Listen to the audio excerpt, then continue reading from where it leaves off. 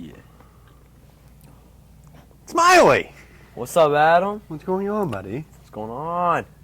We are here. We're back for the weekly episode. That's right. Yeah, people can always check over on YouTube, youtube.com/mtbshed, and they can subscribe over there. We've got all kinds of fun videos. A lot of videos about Jamis bikes. Everybody loves Jamis bikes, so we have those. Linda's got plenty of shorts on there as well. But tonight I kind of thought maybe we would do a little bit of a kind of run through on how we use our Garmin watches. We do talk about them a lot, but I don't think we actually show people. So I set up our Red Bull cam here, and we'll have the watches, and we'll see if we can't kind of do a kind of walkthrough, just maybe the basic stuff that people can expect if they have a Garmin watch, or maybe some of the easier things. I also have my Vivo Smart here as well. So if I'm not wearing my crossover, I'll typically wear this if I've got some other watch on. So I haven't been wearing it today. It has about an 11-day battery on the Vivo Smart 5. Dang. But it's like $179, $149, something like that. That's good.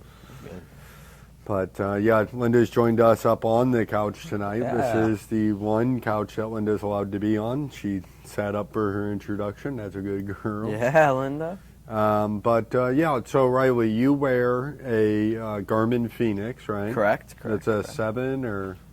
Garmin Fenix 7. Okay. So what do you find kind of to be the most helpful feature that's on your Garmin? I really like, there's a calories burned. I have, well, maybe I should show it. But what is cool is, put it on this one. Oh, sorry.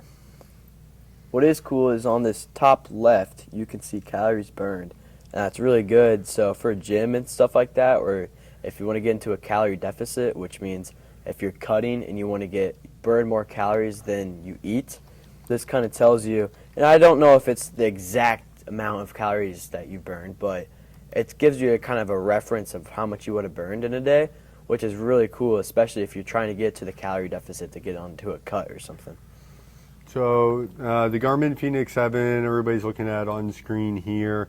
This is on our wonderful Jamis Bikes authorized dealer bike fit machine. Yeah. But currently running the Garmin application. About how often do you charge your battery on your watch? I charge it every week or so. So I once don't really a week? have to choose it much. I do not have to charge it much at all. Yeah, that's nice. My instinct too. This is a crossover. It's got solar, but I'm normally inside the shop working, so it really doesn't get much solar time. Yeah. But I get like 2.5 weeks out of it or something like that. That's and I'm good. measuring everything, heart rate, all that good stuff. So on the Fenix 7, what about training readiness? I think that's an interesting one that Garmin really promotes, because the difference, a lot of people will wear Apple Watches and stuff, and the difference is an Apple Watch is a smartwatch that's got a lot of fitness features to it. Garmin are fitness watches, so they're taking into a lot of things into account, like your VO2 max, your heart rate variability, your heart rate throughout the day, your sleep as well, and then it's using advanced algorithms that Garmin's developed through millions and millions of athletes that have been wearing these watches to kind of help predict things.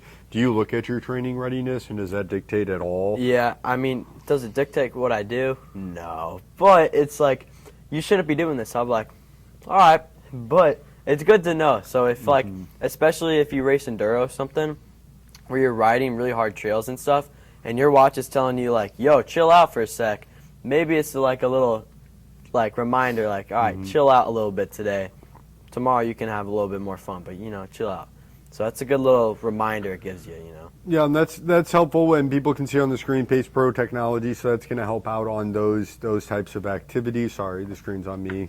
They can see it now there in the middle bottom. Have you used the MTB Dynamics at all, or looked at that at all after a ride?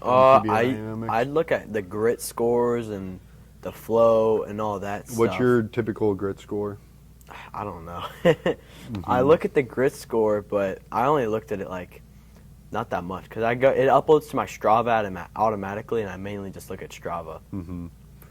So do you ever bust out the app and get in there at all? I do sometimes, mostly just to reconnect and update. But I need to go in more. But what's cool is I can kind of find everything on my watch. I don't really have to go in the app that much. Here, really put your nice. watch up compared to mine. Here, we'll take them both off. So people can see, I've got the Instinct crossover, so it's got actual watch hands, which was important to me. I don't have touchscreen on mine. Mine does. Oh, Wow, that's almost better. it actually is better. So you can see the size difference there. They're pretty close. Mine's just a black and white MIPS display. So if I want to go through things like my favorite thing, I'll hold in my menu button. And you can change all these buttons to your preference, which is what I've done. But I love the Find My Phone. I think that's the coolest feature. That's a good one, yeah. I'll select with the right button. And then Look at there's that. obviously my phone. It's very loud. Mm-hmm. Definitely will find And it. since we found that, we'll open up the Garmin Connect app, which is hopefully synced up. I just lost my body battery, but you guys can see here on the Garmin Connect app, and this is where a lot of times, especially for our older customers, we have to go to the Connect app in order to kind of read and see what's going on. So I had poor sleep last night, only a 44 out of 100. That's not good. My stress level's at 36. So most of my day's been in low, 2 in medium. Now you can click on these, and I can do the same thing on my watch by hitting the down arrow. Oops.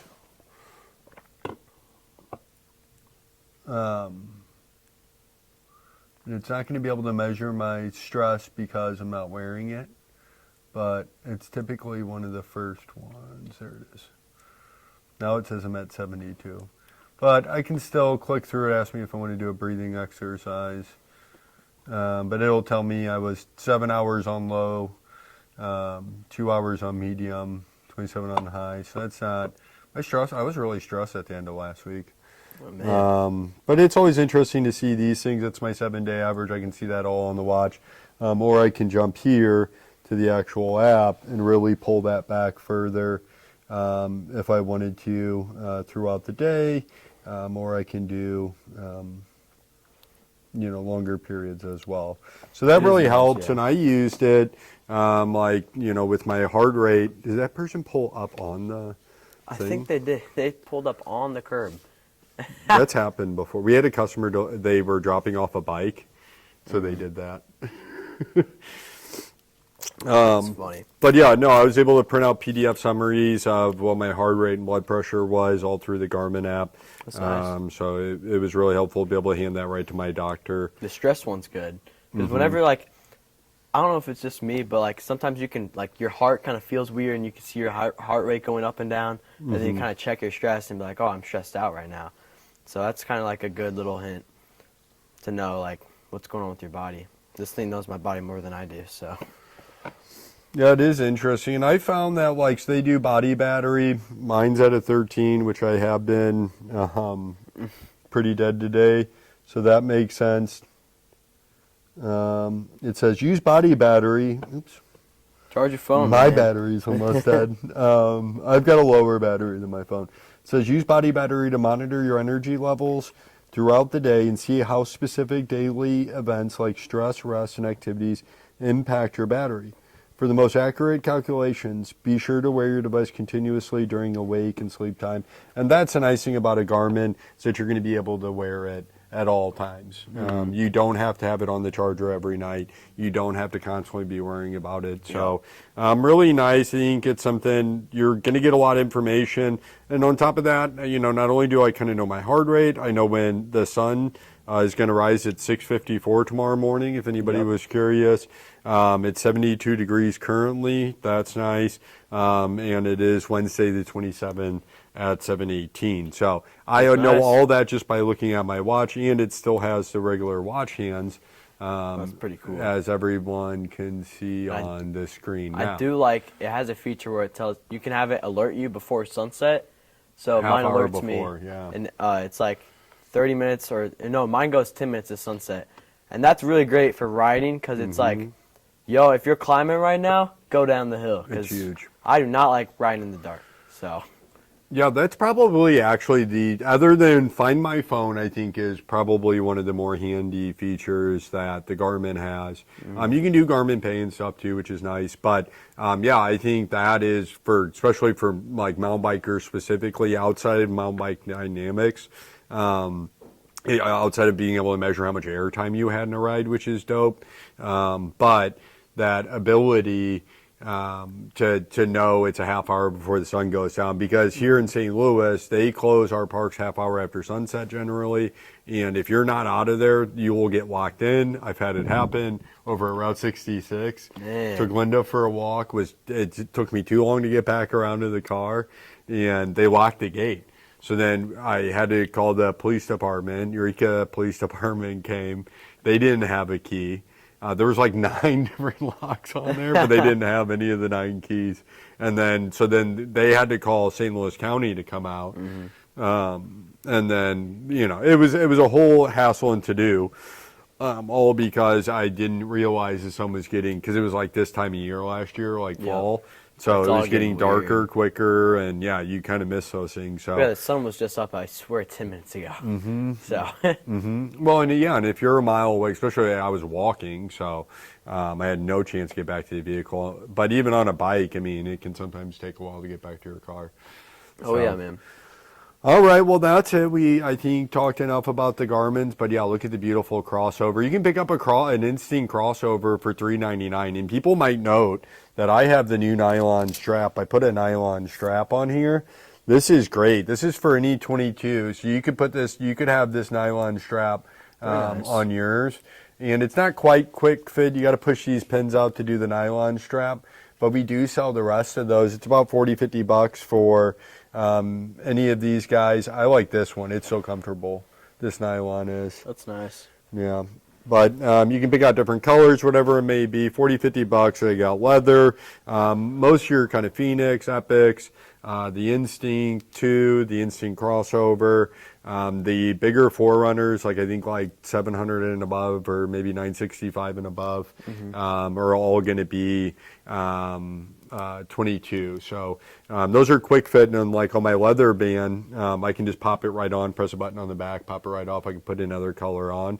So it's a really cool way to switch up your watch, and you're not feeling like you're always wearing the same thing.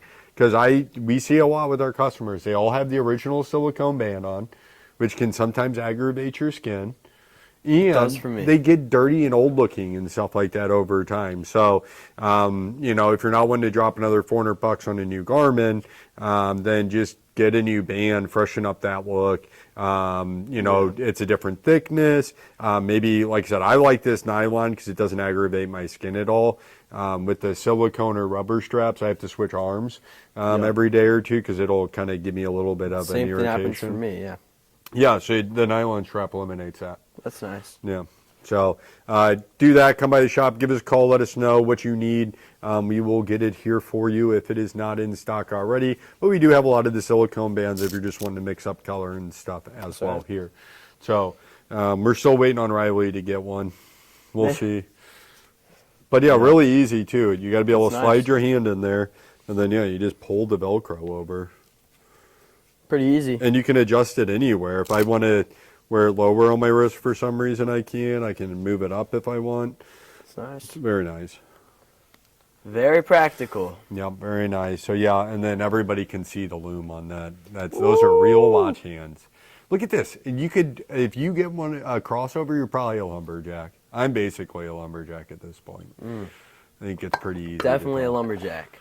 But yeah, just kind of show people it's for indoors and outdoors, either or. You don't have to take it off when you go inside, which I think is a problem with a lot of watches today.